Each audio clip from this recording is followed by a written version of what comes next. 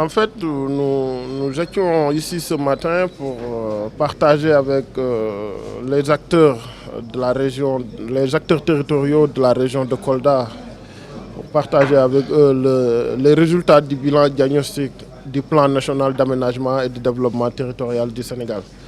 Comme vous le savez, ça fait plus de 2 ans que nous sommes en train de cartographier, de photographier, d'observer, de mesurer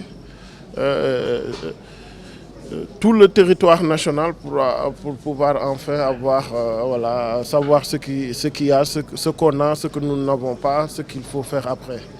Pour qu'il y ait des territoires viables et compétitifs, nous pensons que le président de la République, son Excellence Macky Sall, a trouvé la bonne formule, à savoir bien structurer l'espace et faire du développement territorial. Faire du développement territorial, c'est d'exploiter les ressources de chaque territoire pour porter le développement en fait, de ces territoires-là.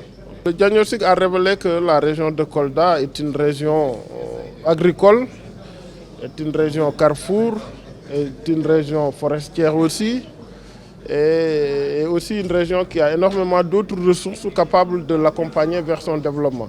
Mais aussi, vous l'avez vu aussi, hein, c'est une région qui n'est pas du tout industrielle. C'est une région qui est à la limite en quelque sorte pauvre, mais qui peut se développer avec ses ressources propres. En fait. Donc vous comprendrez que tous ces acteurs, que ce soit l'administration territoriale, les élus locaux, les services techniques, les partenaires au développement, les projets et programmes, ont pris part à cette importante rencontre qui a été l'occasion, comme je l'ai dit, de voir les résultats qui ont été obtenus dans le cadre de cette analyse diagnostique qui s'inscrit dans le cadre du processus d'élaboration de ce plan national d'aménagement et de développement territorial.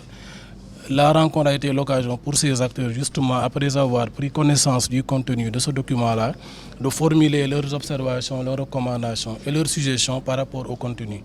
Ça a été l'occasion pour eux de relever un peu tous les enjeux et tous les défis au niveau de la région de Kolda concernant la planification et le développement territorial. Ce que nous avons retenu comme recommandation, c'est de demander d'abord que le processus inclusif et participatif mis en branle depuis lors puisse être maintenu. C'est-à-dire que les observations formulées par les acteurs de la région, de quelque bord qu'ils soient, puissent être pris en compte dans la seconde phase. Parce que comme vous le savez, à l'issue de cette première phase diagnostique, il y aura une phase d'élaboration et de programmation et de mise en forme du plan. Donc nous avons recommandé vivement que les suggestions et les recommandations formulées ici par les acteurs territoriaux puissent être valablement pris en compte dans la deuxième phase d'élaboration du plan. Parce que nous sommes convaincus que c'est à cette condition-là seulement que nous pourrons aller vers le développement des territoires qui est l'objectif qui est cherché et à travers lequel nous atteindrons le développement du pays tout entier.